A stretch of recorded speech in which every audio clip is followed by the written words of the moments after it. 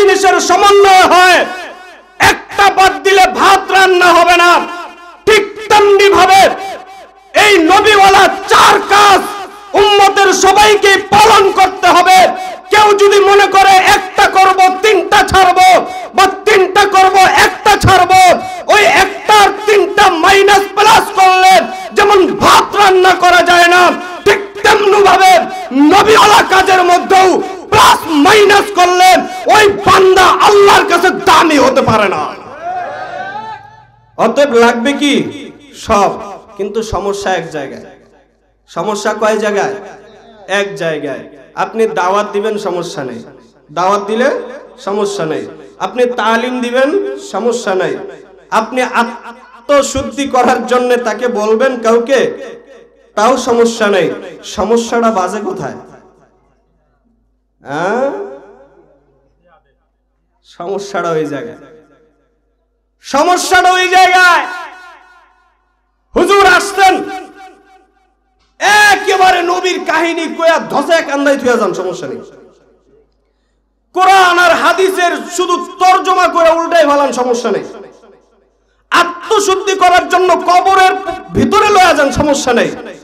কিন্তু আমরা আকামের বিরুদ্ধে কইেন না, কথা কয় না, আকামের বিরুদ্ধে, তাইলেই সমস্যা। কেউ টান দেয়, কেউ ধাক্কা দেয়। আর একদল তো আছে মনে করেন হুজুরদের কথা শুনলেই, কথা তো পরে, হুজুর দেখলেই শরীরে কারেন্ট পড়ে। কি পড়ে? কারেন্ট শর্ট করে। এই যে গত 2-3 দিন আগেই হবে মনে হয়, ঢাকা ধানমন্ডি 32 একটা 36 ঘটনা ঘটছে, জানেননি? ওইখানে তার পরের দিন বা একদিন পরে মাদ্রাসার ছাত্ররা দেখার জন্য গেছে। কিসের জন্য? দেখার জন্য। এক লোক পেছন দিকে বইলা উঠছে জঙ্গি। আসলে এখানে দেখতে যাওয়াটা কি জঙ্গির কাজ? না, হুজুর দেখছে তো, এত কারণে বসে। লোক কম বিদায় রাগ করার কিছু নেই। রাগ করার কিছু আছে? মুসলমান লোকে ইমানের পরিচয় না। ইসলামের বিজয় সংখ্যাগরিষ্ঠতার মাধ্যমে নয়, ইসলামের বিজয় আসে ঈমানী শক্তির মাধ্যমে, ঠিক কিনা? বদরের যুদ্ধে মুসলমানের সংখ্যা কত ছিল? বেঈমানের সংখ্যা কয় গুণ? 3 গুণ। 3 গুণ বেশি বেঈমান ছিল, কিন্তু 313 জন মুসলমানের কাছে তাদের পাত্তাই ছিল না। কারণ কি?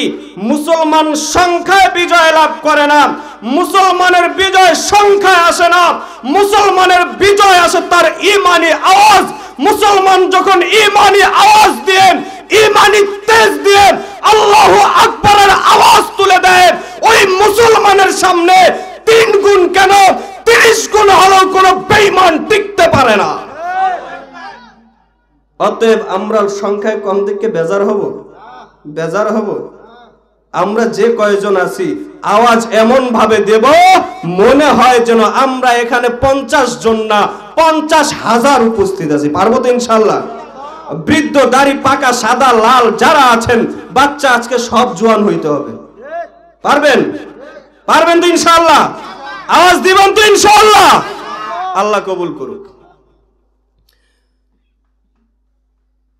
আমি একটা আয়াত তিলাওয়াত করেছিলাম, কুনতুম খায়রা উম্মাতিন উখরিজাত লিন-নাস তা'মুরুনা বিল মারুফ ওয়া তানহাউনা আনিল মুনকার। আল্লাহ তাআলা বলেন, তোমরা শ্রেষ্ঠ জাতি। কি জাতি? বলতে হবে। তোমরা কি জাতি? শ্রেষ্ঠ জাতি। এই শ্রেষ্ঠত্ব তোমাদেরকে কেন দিলাম? আল্লাহ বলেন, উখরিজাত লিন-নাস, তোমরা মানুষের জন্য মানুষের মধ্যে বের হয়ে যাও, তা'মুরুনা বিল মারুফ ওয়া তানহাউনা আনিল মুনকার, সৎ কাজের আদেশ করো, অসৎ কাজের নিষেধ করো। আমরা শ্রেষ্ঠ হয়েছি 2টা কারণে। কে বলছেন? কে বলছেন? 2টা কারণে আমরা শ্রেষ্ঠ হয়েছি, সৎ কাজের আদেশ, অসৎ কাজের নিষেধ। 2টা কারণে। এই 2টা কারণ কোরআন, এই কোরআন থেকে 2টা কারণকে আমরা 4টা ভাগে ভাগ করতে পারি সুন্নাহ দিয়ে, নবীর হাদিস দিয়ে, নবীর সুন্নাহ দিয়ে। পয়গম্বরদের কাজ ছিল 4টা। কয়টা? কয়টা? আওয়াজ করে বলেন। পয়গম্বরের কাজ ছিল চারটা। এক নম্বর কাজ ছিল দাওয়াত, সবাই বলেন। এক নম্বর কাজ কি? দুই নম্বর তালিম, দুই নম্বর কি? তালিম। তিন নম্বর তাজকিয়ায়ে নফস, কি? আত্মশুদ্ধি। তিন নম্বর কি? আত্মশুদ্ধি। চার নম্বর জিহাদ। চার নম্বর জিহাদ। নবীদের কাজ ছিল এই চারটা। কয়টা? চারটা। আমরা কোরআনে পাইলাম আমরা দুই কাজের জন্য শ্রেষ্ঠ। কয় কাজের জন্য? দুই কাজের জন্য। সৎ কাজের আদেশ, অসৎ কাজের নিষেধ। আর পয়গম্বরদের মাধ্যমে আল্লাহ কাজটাকে ভাগ করে দিয়েছেন চারটায়। কয়টায়? দাওয়াত, তালিম, তাজকিয়ায়ে নফস, জিহাদ। কয়টা? এর ভেতরে দাওয়াত এবং তালিম এই দুইটাকে আমরা সৎ কাজের আদেশ হিসেবে নিতে পারি। সৎ কাজের আদেশ হিসেবে নিতে পারি। দাওয়াত দেওয়া মানে কি? ভাই আসেন নামাজ পড়ি, এটা কি দাওয়াত না? এটা সৎ কাজের আদেশ না? ভাই তালিমে বসছেন, তালিম, হাদিস তেলাওয়াত করতেছেন, হাদিসের তরজমা করতেছেন, এই হাদিসের তরজমা দিয়ে আপনি তাকে দ্বীনের দাওয়াত দিতেছেন না? এই দুইটাকে আমরা সৎ কাজের আদেশ হিসেবে ধরে নিলাম। আর বাকি যে দুইটা আছে, আত্মশুদ্ধি এবং জিহাদ, এই দুইটাকে আমরা অসৎ কাজের নিষেধ হিসেবে মেনে নিলাম। কারণ আমার নফস কখনো চায় না ভালো কাজ করি। চায়? চায়? চায় না। বিশেষ করে আমরা যারা যুবক আছি, আমাদের নফস কখনো ভালো কাজ করতে চায় না। তাহলে এই নফসের সাথে আমাকে জিহাদ করেই ভালো কাজ করতে হয়। তাহলে এই আত্মশুদ্ধিটাও আমি জিহাদ হিসেবে নিতে পারবো তো ইনশাআল্লাহ? মনে করবেন আরে হুজুর মানুষ, আরো কি আবার নফসে খারাপ চাইনি, আরো বেশি চাইনি। কি চায়? বেশি চায়। যারা যুবক আছি এদের তো কোনো কথাই নেই। এই যে আগামী সপ্তাহে তো আসতেছে, কি যেন? হ্যাঁ হ্যাঁ, কি দিবস এটা? বেহায়া দিবস। কি দিবস? বেহায়া দিবস। আরে দিবসের তো শেষ নাই, খালি day. Chocolate day, promise day, propose day, rose day, নাকি কিস ডে, ভ্যালেন্টাইন্স ডে, আছে না? এই ডে এর অভাব নাই। এই ডে গুলো কতদিন পর্যন্ত জানেননি? বিবাহের আগ পর্যন্ত। কিসের আগ পর্যন্ত? বিবাহের আগ পর্যন্ত chocolate day, promise day, propose day, rose day, Valentine's day, এটা বিবাহের আগ পর্যন্ত। বিবাহ হওয়ার পরে পাল্টায়া যায়। কি যায় জানেননি? বিবাহ হওয়ার পরে মেয়েদের ক্ষেত্রে হয়ে যায় ভাত দে, তরকারি দে, গামছা দে, লুঙ্গি দে, বেরাস দে, পেস্ট দে। পাল্টায়নি? আর পুরুষের ক্ষেত্রে কি হয়? বন্ধু বিয়া কইরেই ভালাইছে, তার ক্ষেত্রে হয়ে যায় বন্ধু কটা টাকা দে, একটা বিড়ি দে, টেনশন মাথায়। পাল্টায় না? আর যদি মনে করেন বিয়াটা না হয়, তাইলে কি দেওয়া হয় জানেননি? এই যুবকরা জানেননি? তাইলে বন্ধু একটা রশি দে। কি দে? রশি দে, ঝুলা থাকি। এই ডে ডে এইগুলা বেহুদা, বেহায়া। কি এই সামনে যাইতেছে বেহায়া। এগুলো তো যুবকদের চায়, চায় কি না? যার না চায় আমি মনে করি সে মানুষ না। কি না? এমন হয় ফেরেশতা। কারণ ফেরেশতাদের গুনার প্রতি আকর্ষণ নাই। যে মানুষ এর আকর্ষণ আছে। আর এই আকর্ষণ থেকে বাঁচার জন্য অন্তরের সাথে জিহাদ করতে হয়। আর জিহাদ করতে পারলে আত্মশুদ্ধি হয়। অতএব এই আত্মশুদ্ধিটাকে আমরা জিহাদের কাতারে রাখতে পারি। আর একটা তো জিহাদ আছে, এই জিহাদটাও অসৎ কাজের নিষেধ। যাই হোক, তা আমরা চারটা জিনিস পাইলাম। এই চারটা জিনিস নবীদের কাজ। কাদের কাজ? নবীদের কাজ। এখন কেউ যদি মনে করে একটা ছাইরা দিলাম আর একটা ধরলাম, তিনটা ছাইরা দিলাম একটা ধরলাম, বা দুইটা ছাইরা দিলাম দুইটা ধরলাম, হবে? হবে? 7 সাবজেক্টে পরীক্ষা, 6 সাবজেক্টে পাস কইরা এক সাবজেক্টে 32-এর জায়গায় যদি 28 পান, কি হবে? পাস না ফেল? ফেল না? সবগুলাইতেই পাস হইতে হবে, নাম্বার কম হোক, আমল একটু কম হোক, কিন্তু সবগুলাই থাকতে হবে। মনে করেন মহিলারা ভাত রান্না করেনি, ভাত খাওয়ার জন্য সবার আগে কি প্রয়োজন? চাউল। সবার আগে চাউল, এরপরে চাউলের সাথে পানি প্রয়োজন, ঠিক না? পানি আর চাউল রাখার জন্য একটা পাতিল প্রয়োজন।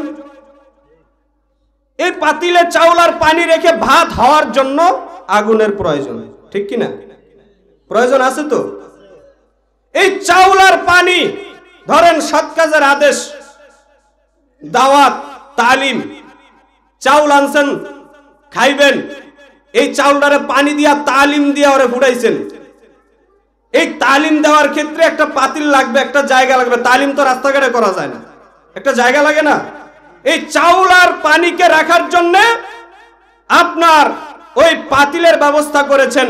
এই পাতিলের নিচে আগুন দিয়ে এরপরে চাউল দিয়ে পানি দিয়ে মিলিয়ে ভাত রান্না হয়, ঠিক কিনা? এখন যদি কেউ মনে করে যা আজকে ভাত রান্না করুম, চাউলও নিমু, পানিও নিমু, পাতিলও নিমু, আগুন নিমু না, ভাত হবে? আওয়াজ করে কোন ভাত হবে? অথবা আগুনটা তো শক্তিশালী, মনে করলেন আগুনটা নেব, পাতিলটাও নেব, চাউলটাও নেব, পানি নেব না, ভাত হবে? আগুনও নিলেন, পানিও নিলেন, চাউলও নিলেন, পাতিল নিলেন না, ভাত হবে? পাতিল নিলেন, আগুন নিলেন, চাউল নিলেন, পানি নিলেন, চাউল নিলেন না, ভাত হবে? চারটার চারোটাই লাগবে। এই ভাত যেমন চারটা জিনিসের সমন্বয় হয়, একটা বাদ দিলে ভাত রান্না হবে না, ঠিক তেমনি ভাবে এই নবীওয়ালা চার কাজ উম্মতের সবাইকে পালন করতে হবে। কেউ যদি মনে করে একটা করব তিনটা ছাড়বো, বা তিনটা করব একটা ছাড়বো, ওই একটার তিনটা মাইনাস প্লাস করলে যেমন ভাত রান্না করা যায় না, ঠিক তেমনি ভাবে নবীওয়ালা কাজের মধ্যেও প্লাস মাইনাস করলে ওই বান্দা আল্লাহর কাছে দামি হতে পারে না। অতএব লাগবে কি? সব। কিন্তু সমস্যা এক জায়গায়। সমস্যা কয় জায়গায়? এক জায়গায়। আপনি দাওয়াত দিবেন, সমস্যা নেই, দাওয়াত দিলে সমস্যা নেই। আপনি তালিম দিবেন, সমস্যা নাই। আপনি আত্মশুদ্ধি করার জন্য তাকে বলবেন কাউকে, তাও সমস্যা নেই। সমস্যাটা বাজে কোথায়? সমস্যাটা ওই জায়গায়, সমস্যাটা ওই জায়গায়। হুজুর আসতেন, একেবারে নবীর কাহিনী কয়া ধসে কান্দাই থুয়া যান, সমস্যা নেই। কোরআন আর হাদিসের শুধু তরজমা করে উল্টাই ফেলান, সমস্যা নেই। আত্মশুদ্ধি করার জন্য কবরের ভিতরে লয়া যান, সমস্যা নেই। কিন্তু আমাকে আকামের বিরুদ্ধে কইেন না, কথা কয় না, আকামের বিরুদ্ধে, তাইলেই সমস্যা। কেউ টান দেয়, কেউ ধাক্কা দেয়। আর একদল তো আছে মনে করেন হুজুরদের কথা শুনলেই, কথা তো পরে, হুজুর দেখলেই শরীরে কারেন্ট পড়ে। কি পড়ে? কারেন্ট শর্ট করে। এই যে গত 2-3 দিন আগেই হবে মনে হয়, ঢাকা ধানমন্ডি 32-এ একটা 36 ঘটনা ঘটছে, জানেননি? ওইখানে তার পরের দিন বা একদিন পরে মাদ্রাসার ছাত্ররা দেখার জন্য গেছে। কিসের জন্য? দেখার জন্য। এক লোক পেছন দিকে বইলা উঠছে, জঙ্গি। কি জঙ্গি? আসলে এখানে দেখতে যাওয়াটা কি জঙ্গির কাজ? না, হুজুর দেখছে তো, এত কারণে বসছে। হুজুর দেখছে তো কারণে বসছে। এরপরে যাই হোক, সাংবাদিকরাই ওনারে ধরছে, সাংবাদিকরাই আটকাইয়া ওনাকে যা বলার বলছে। এই যে একদল আছে, হক কথা বলবে তো পরে, হুজুর দেখলে ওর শরীরে কারেন্ট পড়ে, হুজুর জঙ্গি, হুজুর এই সেই। আরে ওরা ভুলেই গেছে, ওরা জানেই না, ওরা ভুলেই গেছে ওদের বাপ দাদা 14 পুরুষরা গত 16 বছরে ওলামায়ে কেরামদের উপরে জঙ্গি শব্দের জিকির করতে করতে তসবির দানা ক্ষয় করে ফেলছে, মগর কোন আলেমের একটা চুলও বাঁকা করতে পারে নাই। পারছে? ভুলে গেছে। আল্লামা দিলওয়ার হোসেন সাইদি জেলের ভেতরে জীবন দিয়েছেন, কোন বাতিলের কাছে মাথা নত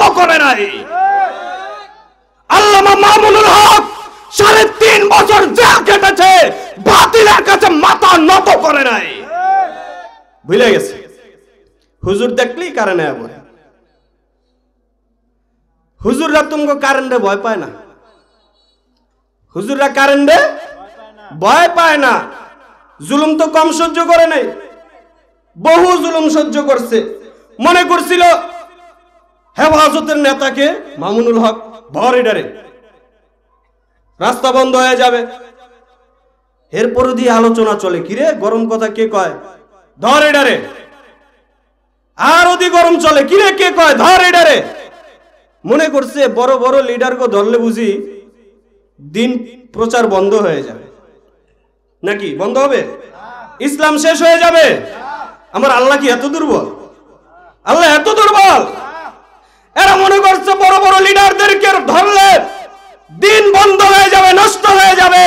আরে বলদ, আরে মগা, তুমি তো জানোই না আল্লাহ জালেমকে ধ্বংস করার জন্য বড় কোন নেতার প্রয়োজন হয় না, জালেমকে ধ্বংস করার জন্য বড় কোন দলের প্রয়োজন হয় না, জালেমকে ধ্বংস করার জন্য ওই ইব্রাহিম আলাইহিস সালামের প্রয়োজন হয় না।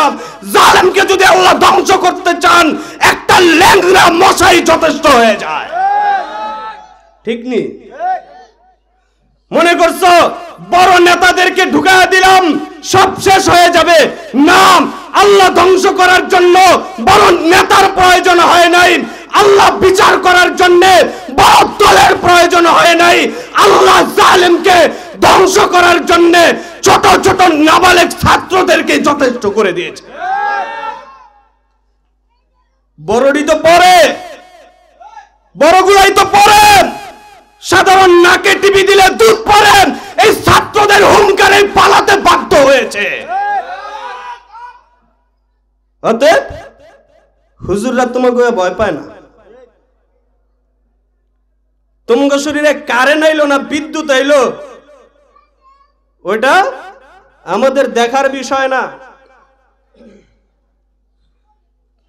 বহু জুলুম ওলামায়ে কেরাম সহ্য করেছে, এরপরও হক কথা বন্ধ হয়েছে। হক কথা বন্ধ হবে, হক কথা চলবে। যদি কেউ মনে করে দাওয়াত দেন, তালিম দেন, আত্মশুদ্ধি করেন, এই 4 নম্বরটা কইরেন না, তাহলে দিন পরিপূর্ণ হবে? ওই ভাত যেমন যে কোনো একটা বাদ দিলে হবে না, তেমন দিনের ভেতরে এই হক কথা বন্ধ করে দিলেও দিন প্রচার বন্ধ হবে, দিন প্রচার বন্ধ হবে না। কোন মুমিন যদি 4টার একটা বাদ দেয়, ওই মুমিন আল্লাহর কাছে খাস বান্দা হইতে পারবে না। এই জন্য ইতিহাস থেকে শিক্ষা গ্রহণ করুন, ইতিহাস থেকে শিক্ষা নিন। ইতিহাস থেকে যারা শিক্ষা নেয় না, এদের পরিণতি খুব একটা ভালো হয় না। অতএব যারা গেছে তো গেছেই, আবার আসতেও পারে, অন্যরাও আসতে পারে। তবে এই একটা বিষয় সবার লক্ষ্য রাখা লাগবে, দিন পূর্ণাঙ্গ করতে হলে 4টা জিনিস লাগবে। আর ওলামায়ে কেরাম দিনের উপরে থাকতে 4টা জিনিস করবেই। এতে জেল দাও, জুলুম দাও, ফাঁসি দাও, যাই দাও, ওলামায়ে কেরাম বন্ধ করবে? বন্ধ করবে না, কারণ আমাকে 4টা নিয়েই প্রকৃত মানুষ হইতে হবে। এই জন্য ইতিহাস থেকে শিক্ষা নিয়ে এতটুকু মাথায় ঢুকায়েন, কারো হক নষ্ট করবেন না, কারো অধিকার হরণ করবেন না। বিশেষ করে ময়দানে মাহফিলে ওলামায়ে কেরামদেরকে হক কথা বলা থেকে তাদেরকে বাধা দিয়ে তাদের কথা বলার অধিকার হরণ করবেন না। কারণ কোথায় কোন কথা বলতে হয়, কিভাবে বলতে হয় আমরা ভালো করেই জানি। কোথায় আস্তে বলতে হবে, কোথায় জোরে বলতে হবে আমরা ভালো করে জানি।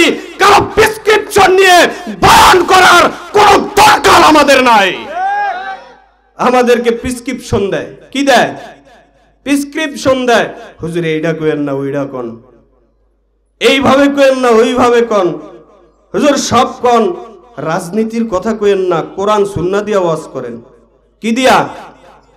আচ্ছা সবাই একটু কথা বলেন, কোরআন শরীফে কি রাজনীতি নাই? সবাই বলবেন আছে। হাদিসে রাজনীতি নাই? আল্লাহর নবী রাজনীতি করেন নাই? কোরআনে হাদিসে যদি রাজনীতি থাকে, তাহলে আমি বললে যারা বলে যে রাজনীতির ওয়াজ করেন না, কোরআন থেকে কোন, সে কি আলাদা কোনো কোরআনের কথা কয়? তার উপরে কোনো কোরআন নাজিল হয়? জ্ঞানের ভুল, জানার ভুল, বোঝার ভুল। অতএব এই আলোচনাগুলো যদি আমরা না করি, দেখেন আপনার আমলের ভেতরে ডিস্টার্ব, এটা আমরা বলি যে নামাজ এমনে না এমনে পড়েন, রোজা এমনে না এমনে রাখেন, দান সদকা এইভাবে না এইভাবে করেন, আপনার ভুল ভাঙ্গে না? তো রাজনীতির কথাও আছে, রাজনীতির ভেতরে যদি ভুল করেন ওইটাও তো কোরআন থেকে আমাকে বলে সমাধান করতে হবে, হবে না? তাহলে আমাকে এটা বলতে দিবেন না কেন? এই যে আমরা এই আলোচনাগুলো না করতে করতে, এই কথাগুলো না বলতে বলতে, কোরআন হাদিসের রাজনীতিগুলো মানুষের কাছে না পৌঁছাইতে অনেকে এখন বলেই ফেলেন রাজনীতির সাথে কোরআনের সম্পর্ক নেই। আপনারা এখন আসেনি? কোরআনে যদি কোনো হুকুম থাকে, এই হুকুম যদি কেউ অস্বীকার করে, তার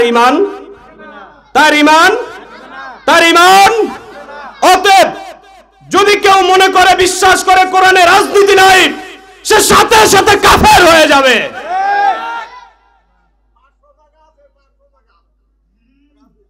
500 জায়গায় রাজনীতি আছে। যাই হোক, কোরআনে রাজনীতি আছে। যদি কেউ বলে কোরআনে রাজনীতি নাই, সে কাফের। যদি বলে কোরআনে রাজনীতি নাই, সে কাফের। যদি বিশ্বাস করে কোরআনে রাজনীতি নাই, সেও কাফের। এদেরকে যারা সমর্থন করবে তারাও কাফের। অতএব কোরআনে রাজনীতি আছে তো? আছে তো? আমরা রাজনীতি করব, রাজনীতি নিষেধ না, কিন্তু রাজনীতি করব কোরআন সুন্নাহ অনুযায়ী। কি অনুযায়ী? হ্যাঁ, তবে এইটা বলতে পারেন যে আমাদের রাজনীতিতে কোরআনের সাথে সম্পর্ক নেই। কথা কয় না? আমাদের রাজনীতির সাথে কোরআনের সম্পর্ক নাই, এইটা বলতে পারেন। কারণ আপনার রাজনীতিতে দুর্নীতি করা যায়, কোরআনের রাজনীতিতে দুর্নীতি করা যায় না। আপনার রাজনীতিতে চাঁদাবাজি করা যায়, কোরআনের রাজনীতিতে চাঁদাবাজি করা যায় না। আপনার রাজনীতিতে টেন্ডারবাজি করা যায়, কোরআনের রাজনীতিতে টেন্ডারবাজি করা যায় না। আপনার রাজনীতিতে জনগণের টাকা পাচার করেন, লন্ডনে বেগম পাড়া তৈরি করা যায়, কোরআনের রাজনীতিতে মুসলমান দেশের জনগণের টাকা পাচার করার অধিকার দেয় নাই। এই জন্য বলতে পারেন আমার রাজনীতির সাথে কোরআনের সম্পর্ক নেই, এইটা আপনি বলেন, কিন্তু ডাইরেক্ট বলিয়েন না যে কোরআনের সাথে রাজনীতির সম্পর্ক নেই। তাহলে ঈমান থাকবে না। এই জন্য আপনার রাজনীতি আপনি করবেন। কোরআন, যারা এলেম ছাড়া রাজনীতি করেন, কোরআনের সাথে আইসেন না, আপনি রাজনীতি করতে থাকেন, আমাদের বাধা নাই। কিন্তু আমরা কোরআনের রাজনীতি জাতির সামনে প্রচার করব, এখানেও বাধা দিয়েন না, এখানেও বাধা দিয়েন না। না, আপনাদের তো রাজনীতির একটা সংজ্ঞাই এটা। আপনাদের রাজনীতি তো এই জায়গায়, সব আকাম করার পরেও আপনাদের রাজনীতিতে জনগণ যদি হক কথা বলে দেয়, আপনাদের ক্যাডার বাহিনী দিয়ে জুলুম নির্যাতন করে জনগণের মুখকে বন্ধ করে দেন। এটাই আপনার রাজনীতি, আর কোনো রাজনীতি নেই। এই জন্যে রাজনীতি চলবে। আল্লাহর রাসূল রাজনীতি করছে, আল্লাহর নবীদেরকে দিয়ে আল্লাহ রাজনীতি করাইছেন, রাষ্ট্র পরিচালনা করাইছেন। এই রাষ্ট্র পরিচালনা, এই রাজনীতি মুসলমানই করবে, কোরআন সুন্নাহ অনুযায়ী করবে। এর বিরুদ্ধে যাওয়া যাবে? প্রত্যেক ওয়াজে মানুষকে রাজনৈতিক শিষ্টাচার শিখানো দরকার কিনা? অনেকে বলে, পাবলিক, এই সাধারণ মানুষই বলে, রাজনীতি তো ভালো জিনিস না। রাজনীতি কি জিনিস না? ভালো জিনিস না, এটা খারাপ জিনিস। হুজুররা এখানে আসবে কেন? আমিও বলি রাজনীতি আসলেই খারাপ, কিন্তু এটা 1400 বছর আগে খারাপ ছিল না। 1400 বছর আগে খারাপ ছিল না, যারা খারাপ করেছেন তারাই এখন বলতেছেন এটা খারাপ। এটা তো চুরি সিনা চুরি, ঠিক কিনা? এই জন্য এই জিনিসটাকে ভালো করার জন্য আমরা হুজুর আসতেছি। কারা আসতেছি? আপনাদের ক্ষমতা নেওয়ার জন্য না। আপনারা কোরআন এবং সুন্নাহ অনুযায়ী রাষ্ট্র চালান, আমরা নির্বাচন, রাজনীতি, দল, সংগঠন কিছুই করব না, কিছুই আপনাদেরকে দিয়েই চালাবো। কিন্তু যখন আমরা দেখব আমরা দাওয়াত দিতে পারি, আমরা তালিম দিতে পারি, আমরা আত্মশুদ্ধি করতে পারি, কিন্তু হক কথা বলতে পারি না, জিহাদ করতে পারি না, জাতিকে সঠিক পথে তাকিদ দিতে পারি না, তখন আমাদের মনে হয় এই তাকিদ দেওয়ার জন্য হলেও ওলামায়ে কেরামদেরকে রাজনীতি করা দরকার। এই জন্য আপনারা ভালো হয়ে যান, আমরা আপনাদের কাছে আসবো না। কোনদিন দেখছেন হুজুর কোন 5 ওয়াক্ত নামাজি তাহাজ্জুদ পড়ে এর কোনদিন নামাজের দাওয়াত দিছে? কথা কয় না, দিছে? যে ব্যক্তি 30টা রোজা রাখে এর কোনদিন হুজুর কইছে রোজা রাখেন? যে প্রতি বছর যাকাত দেয় এর কোনদিন হুজুর কইছে যাকাত দেন? কয় নাই। কারণ কি? এ তো এমনিই করে। যে নামাজ পড়ে না এর কাছে হুজুর গিয়া বলে নামাজ পড়েন। যে রোজা রাখে না এর কাছে হুজুর গিয়া বলে রোজা রাখেন। যে যাকাত দেয় না এর কাছে হুজুর গিয়া বলে যাকাত দেন। ঠিক তদ্রূপেই আপনি নামাজ পড়লে যেমন হুজুর আপনাকে নামাজের কথা বলে না, আপনি রোজা রাখলে যেমন হুজুর আপনাকে রোজার কথা বলে না, আপনি যাকাত দিলে যেমন হুজুর আপনাকে যাকাতের কথা বলে না, ঠিক তদ্রূপ ভাবে আপনি কোরআন সুন্নাহ অনুযায়ী রাজনীতি করেন, কোন আলেম রাজনীতি করার দরকার হবে না। এই জন্য আমাদের ওই 3টা মানবো, একটা ছাড়বো, চলবে? চলবে? চলবে না। আমাদেরকে সব মানা লাগবে, সব মানা লাগবে। তো এই সব মানতে গিয়ে কিছু কথা, কিছু ব্যথা, কিছু কষ্ট, এটা তো লাগা থাকবেই। কারণ সবার মত তো এক না, সবার মত এক না। ইখতিলাফ সাহাবায়ে কিরামদের যুগেও ছিল, সাহাবায়ে কিরামদের যুগেও ইখতিলাফ ছিল, কিন্তু এই ইখতিলাফ দিয়ে মারামারি হইতো না। কি হইতো না? এই ইখতিলাফ দিয়ে আরেকজনের ঘর বাড়ি ভাঙ্গা হইতো না। কি হইতো না? এই ইখতিলাফ দিয়ে আমার ভাইকে আমি খুন করতে পারতাম না। ইখতিলাফ দিয়ে আমার বাবার বিরুদ্ধে আমি মামলায় যাইতাম না। কিন্তু আমাদের এখনের ইখতিলাফের অবস্থা কি? এখনের মতানৈক্যের অবস্থা কি? আমার সাথে কারো সাথে লাগছে তো দে লাগা, আমার তো 5 জন আছে, আমার সাথে লাগছে তো রাস্তায় পাইছে ধাক্কা দে, আমার তো শক্তি আছে। এই মতানৈক্য না। মত কোরআন সুন্নাহ অনুযায়ী যদি রাজনীতি করে, কোরআন সুন্নাহ অনুযায়ী যদি কেউ সমাজ রাষ্ট্র পরিচালনা করে, আমি গ্যারান্টি দিয়ে বলতে পারবো কোন বিরোধী দল হইলেও, নিজের শত্রু হইলেও অবৈধভাবে কোন মানুষ কোন শত্রুকে মারতে পারবে না। এটাই ইসলামের আদর্শ। দেখেন হযরত ওমর রাদিয়াল্লাহু তাআলা আনহু কে? আওয়াজ করে বলেন কে? চিনেননি? চিনেন? দেখছেন? নবীর সাহাবী। আলোচনা এত পরিমাণে শুনছি আমরা, কেমন যেন আমাদের পরিচিত মনে হয়। কি মনে হয়? পরিচিত মনে হয়। না জানি কত কাছের মানুষ। ওমর রাদিয়াল্লাহু তাআলা আনহু যখন রাষ্ট্রনায়ক, কি নায়ক? সে কি বাংলাদেশের মতো একটা রাষ্ট্রের প্রধান ছিল? অর্ধ পৃথিবীর শাসক ছিলেন, অর্ধ পৃথিবীর শাসক। এই লোক মসজিদে জুমার নামাজে খুতবা দিতে দাঁড়াইছে। হঠাৎ করে মসজিদের পেছন থেকে একজন দাঁড়ায় বলতেছে, হুজুর একটা কথা আছে। কি আছে? কথার কথা, আমাদের দেশের প্রধানমন্ত্রী, রাষ্ট্রপতি এই লেভেলের কোন লোক যদি বক্তব্য দিত আর আমি যদি দাঁড়ায় বলতাম স্যার একটা কথা আছে, আঙ্গুল উঠতো আর নিচে নামতো না, হাত ওইখান থেকে উড়ে যেত। কথা কয় না? ঠিক নেই? কিন্তু ওমর রাদিয়াল্লাহু তাআলা আনহু বক্তব্য থামায়া দিয়ে বলতেছেন, বলেন। সুবহানাল্লাহ কইবেন না? এটা ইসলামের আদর্শ। কার আদর্শ? ওমর রাদিয়াল্লাহু তাআলা আনহু বলেন, বলেন। দাঁড়ায়া বলতেছে, হুজুর আপনি রাষ্ট্রে সবাইকে চাদর বিতরণ করেছেন। কি বিতরণ? চাদর বিতরণ। আমরা সবাই একটা করে চাদর পেয়েছি, কিন্তু আমাদের একটা চাদর দিয়ে কারোই একটা জুব্বা হয় নাই। কি হয় নাই? জুব্বা হয় নাই, কিন্তু আপনি যে বক্তব্য দিতেছেন রাষ্ট্রপ্রধান, আপনার গায়ে আনাম একটা জুব্বা দেখা যায়, আপনি কাপড় নিছেন কয়টা? সুবহানাল্লাহ কইবেন নি? আরে আওয়াজ করে গণ না। হ্যাঁ, কয় লক্ষ কম্বল আনলাম, এত লক্ষ লোক, আমারটা গেল কই নাকি? ওমর অর্ধ পৃথিবীর শাসক, তাকে জিজ্ঞেস করতেছে আপনার জুব্বা এত লম্বা কেন, কাপড় কয়টা নিছেন? পারতেননি, পারতেননি। দেখেন ইসলামের শাসন ব্যবস্থা। ওমর উত্তর দেওয়ার আগেই ওমরের ছেলে দাঁড়ায় গেছে, খলিফাতুল মুসলিমিন অনুমতি দিলে উত্তরটা আমি দিতাম। সুবহানাল্লাহ, সুবহানাল্লাহ। অনুমতি দিয়ে দিলেন, বলো। ওমর রাদিয়াল্লাহু তাআলা আনহুর ছেলে বলতেছে, দেখেন আপনাদের সবাইকে একটা করে চাদর দেওয়া হয়েছে, আমার আব্বা খলিফাতুল মুসলিমিন তিনিও একটা চাদরে নিয়েছেন। আল্লাহু আকবার। কয়টা চাদর নিয়েছেন? একটা চাদরেই নিয়েছেন, কিন্তু জুব্বা লম্বা হইল কেমনে? সবার ভাগে একটা করে পড়েছে, খলিফাতুল মুসলিমিনের ভাগেও একটা পড়েছে, আমার ভাগেও একটা পড়েছিল। কয়টা? একটা।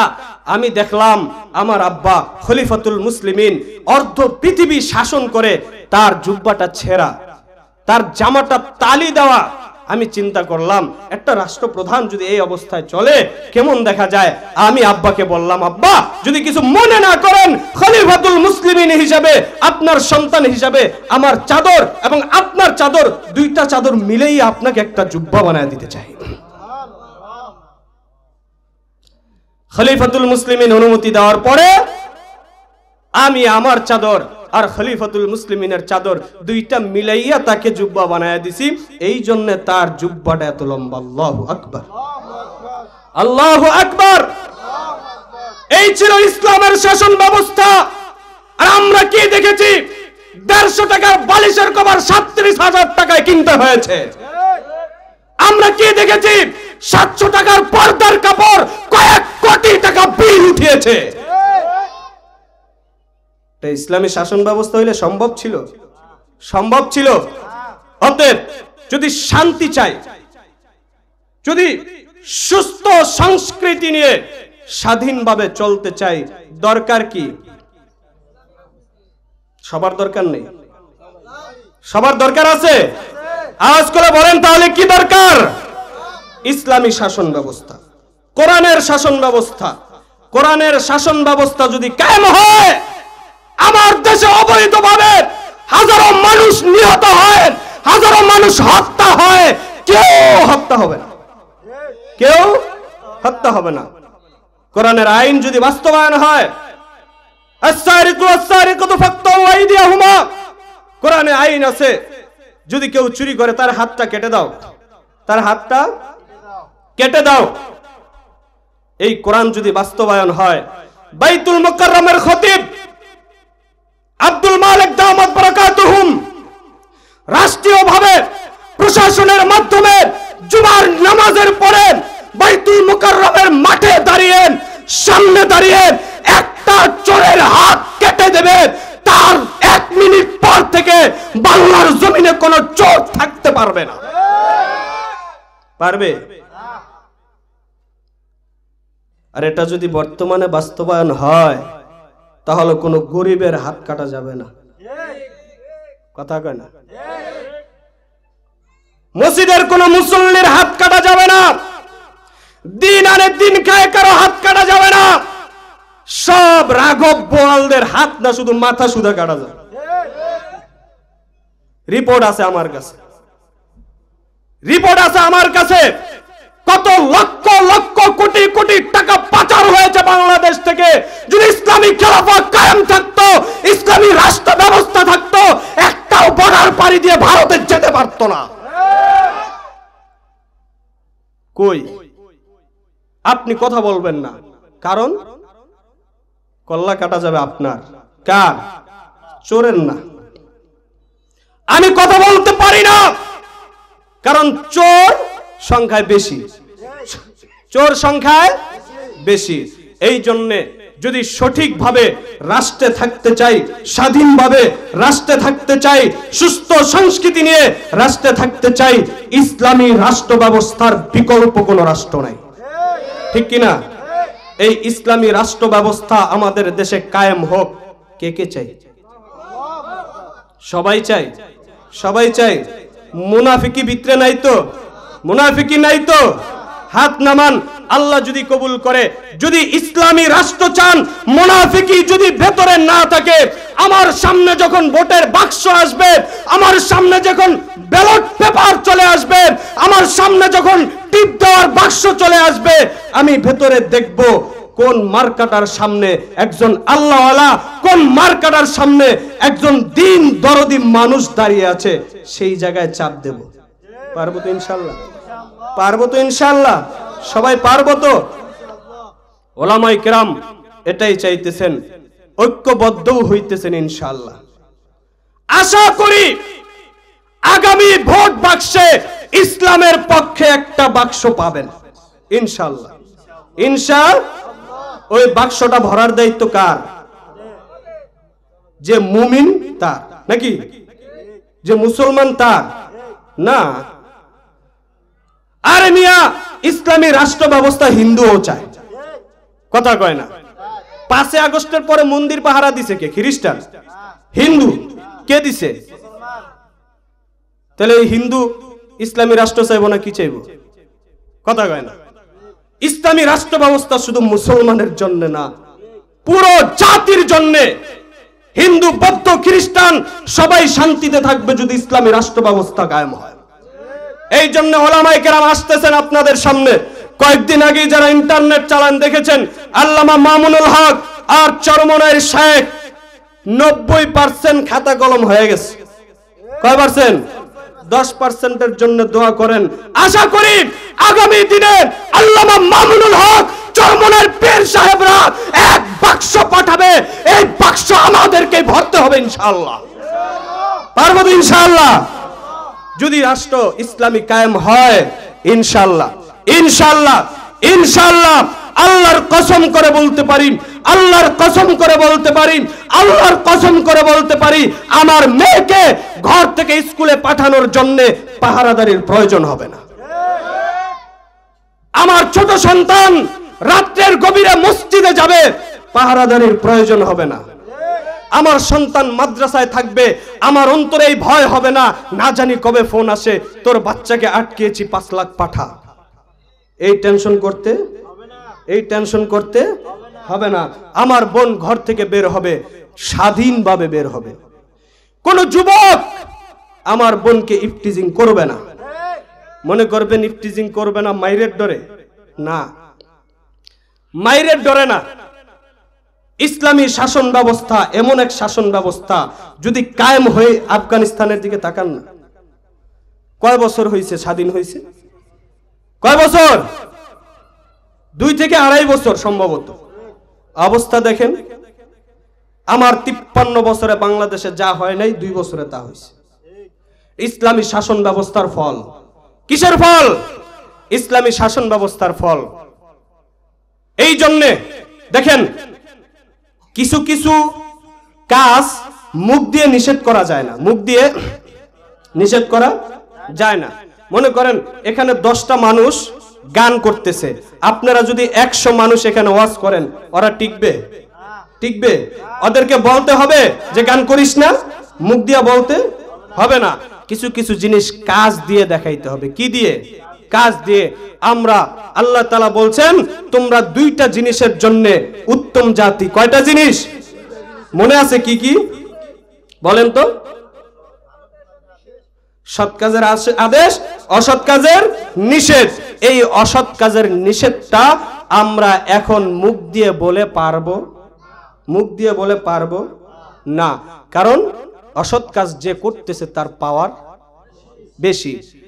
অসৎ কাজ যারা করতেছে তাদের পাওয়ার বেশি, দল বড়, বংশ বড়, ক্ষমতা বেশি, টাকা বেশি।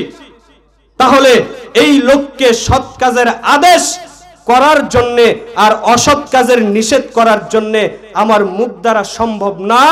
এই লোককে যদি আমরা অসৎ কাজ থেকে নিষেধ করতে চাই, তাহলে এই লোক যেই ক্ষমতার পাওয়ারে অসৎ কাজ করতেছে, আমাকে সেই ক্ষমতা অর্জন করতে হবে, ঠিক কিনা? আমি যখন সেই ক্ষমতাটা অর্জন করব, অটোমেটিক সে অসৎ কাজ ছেড়ে দিতে বাধ্য হবে। তাকে বলা লাগবে না ভাই অসৎ কাজ ছেড়ে দেন, বলা লাগবে? বলা লাগবে। এই জন্যে যে যেই লাইনে অসৎ কাজ করবেন, আপনি সংসদে যদি অসৎ কাজ চলে, অনৈতিক কাজ চলে, মুসলমান প্রতিজ্ঞা করতে হবে ওই সংসদ ভবনে আমরা মুসলমানরা আল্লাহ ভীরু আল্লাহওয়ালাদেরকে দিয়ে ভরপুর করে দেব ইনশাআল্লাহ। তাহলে সংসদের অসৎ কাজ শেষ। সচিবালয়ে যদি অসৎ কাজ চলে, আমরা মুসলমানের বাচ্চা, আমার সন্তানকে স্কুলে পড়াবো, আমার সন্তানকে কলেজে পড়াবো, কলেজ স্কুল ভার্সিটিতে পড়িয়ে আমার সন্তানকে সচিব বানাবো, আমার সন্তানকে অফিসার বানাবো। ওই চেয়ারে যখন আমার আল্লাহওয়ালা, আমার দিনদার সন্তান বসবে, ওই সচিবালয়ে অসৎ কাজ চলবে? চলবে? চলবে না। এই জন্যে কাজের মাধ্যমে তাদেরকে প্রতিহত করতে হবে। কিসের মাধ্যমে? এই জন্যে এখন আমি সংক্ষেপে ছোট্ট করে একটা কথা বলি। বাংলাদেশে সবচেয়ে বড় অসৎ কাজ হচ্ছে জুলুম। কি কথা কয় না? জুলুম। আর এই জুলুমটা করে কোন পাওয়ারে? ক্ষমতার পাওয়ারে, ক্ষমতার পাওয়ারে। অতএব আমাদেরকে যদি জুলুমকে বন্ধ করতে হয়, আমাদেরকে সেই ক্ষমতায় যেতে হবে যেই ক্ষমতায় গেলে কোন জালেম আমাদের সাথে মাথা উঁচিয়ে কথা বলতে পারবে না। আর তখনই আমরা অসৎ কাজ থেকে নিষেধ করতে পারবো। এই জন্যে আমাদেরকে আল্লাহ তাআলা যেই জন্যে আমাদেরকে শ্রেষ্ঠ বলেছেন, কুনতুম খায়রা উম্মাতিন উখরিজাত লিন-নাস তা'মুরুনা বিল মারুফ ওয়া তানহাউনা আনিল মুনকার।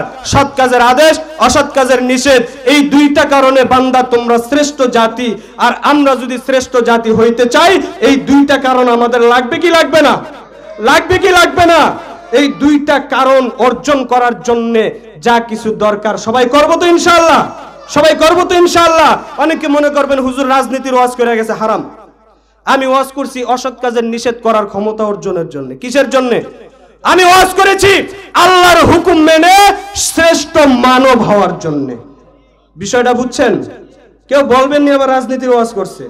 হ্যাঁ, আমি ওয়াজ করছি আল্লাহর হুকুম মেনে খাঁটি মানুষ হওয়ার জন্য, শ্রেষ্ঠ মানুষ হওয়ার জন্য, সৎ কাজের আদেশ অসৎ কাজের নিষেধ করার মতো পাওয়ার অর্জন করতে যা দরকার তাই আলোচনা করেছি। আল্লাহ তাআলা আমাদের সকলকে, আমাদের সবাইকে এইগুলো মানার তৌফিক দান করেন। আমিনটা আরেকটু আসতে বলবেন নি? আরেকটু আওয়াজ করে বলেন আমিন। কোন বাতিলকে ভয় পাওয়া যাবে না, কোন বাতিলকে ভয় পাওয়া যাবে না। বাতিল তো মরা। বাতিল কি? আরে বেঈমান তো মরা, ইসলাম বিদ্বেষী তো মরা। সংক্ষেপে একটা ঘটনা বলি। গত কয়েক বছর আগে বরিশাল মেয়র নির্বাচন হয়েছিল। চরমনের ফয়জুল করিম সাহেব নির্বাচন করছিলেন, মাইরও খাইছিলেন। শুনছেন নি? শুনছেন? ওই দিন যখন হুজুরের উপর আক্রমণ হয়, লোক ছিল সাথে দুইজন। কয়জন? দুইজন। নাম বললে চিনবেন, হাফিজুর রহমান সিদ্দিকীর ছোট ভাই মাহফুজুর রহমান জাবের, আর বর্তমান বরিশাল সদরের জাগুয়া ইউনিয়নের হাত পাখার চেয়ারম্যান হেদায়েতুল্লাহ আজাদী। এই দুইজন ছিল।